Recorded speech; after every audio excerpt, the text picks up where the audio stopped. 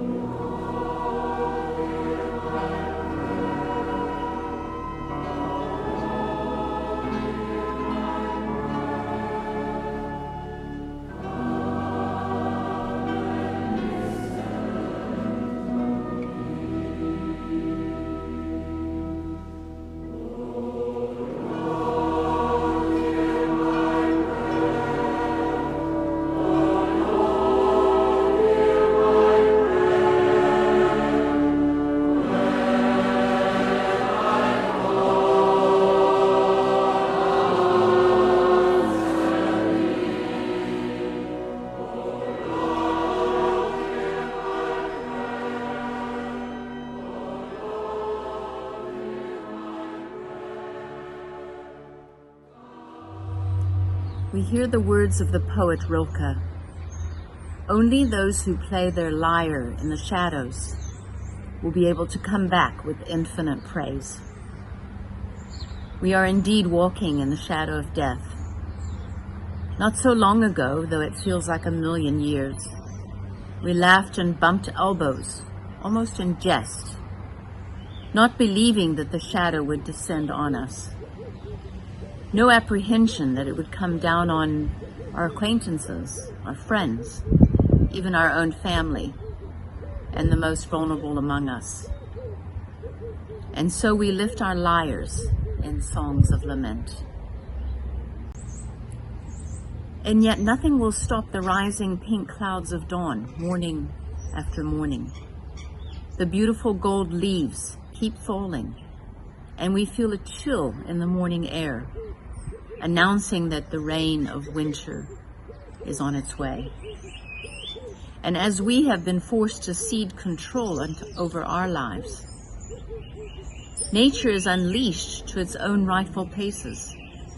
The buck and the porcupine all freely roam the mountains and the forest. The double-breasted sunbird in the garden that we haven't seen for so long. And we can only imagine the symphony of life in our seas and maybe even our rivers. So even while we play our lyres in the shadow, we, together with all creation, will lift our hands in infinite praise.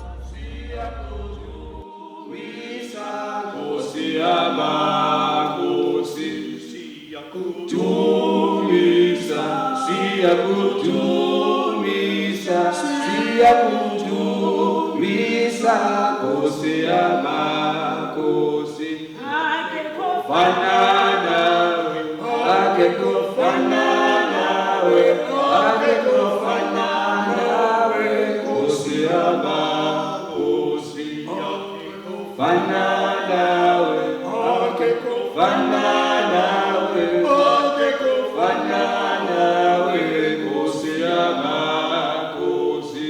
Siyakudumisa, Siyakudumisa, Siyakudumisa, Kosi amakosi. Siyakudumisa, Siyakudumisa, Siyakudumisa,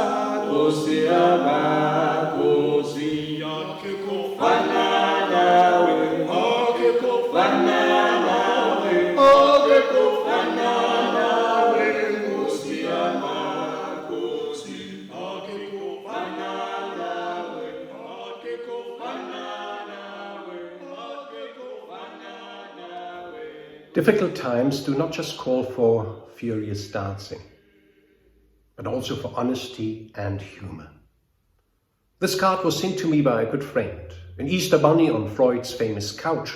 Her arms are crossed. Is she cross with herself or simply puzzled? She's certainly asking the right questions, tackling the mystery that we are so often to ourselves. I don't know where the eggs come from, she says, and I don't know why I hide them. Here is someone willing to be brutally honest with oneself, but she's clearly also still in denial.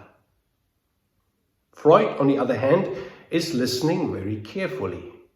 He does not seem surprised, but he's rather intrigued and he's taking notes. I'm reminded of the innocent beauty of an honest conversation, by the gift of curiosity, not just about the world, but also about oneself, and by the willingness to confront uncomfortable questions, engage them with someone who is able to tolerate them without being shocked. I can hear Freud say, don't be so hard on yourself. Indeed, many confessions just yearn for some empathy and compassion, especially when harboring such grand aspirations as following Jesus.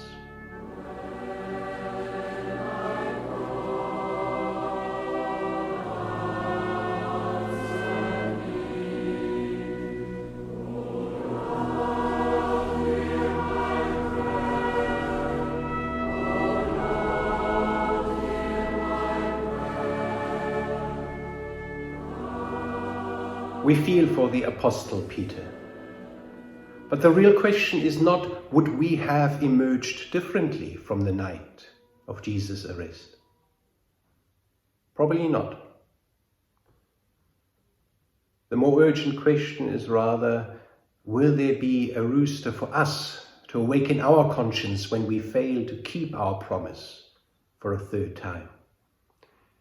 And will we too then cry when we realize that we have failed to remain true to our bold professions of love and care, of compassion and solidarity?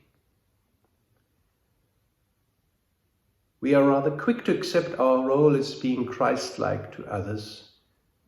We are adamant that Christ has no other hands and feet than ours. And we believe that Christ comes to us in the hungry, thirsty, destitute, sick, stranger and imprisoned. But there are times in one's life when those bold confessions of faith are truly tested.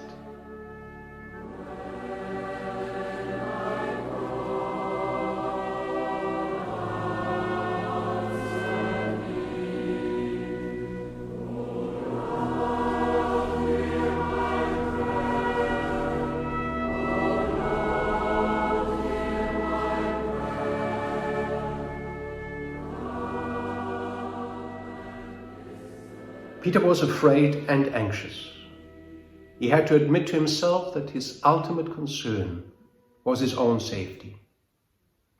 He fought hard not to be recognized, not to be identified with this Jesus, but once he managed to distance himself, Peter suffered the separation. In trying to save his life, he lost it.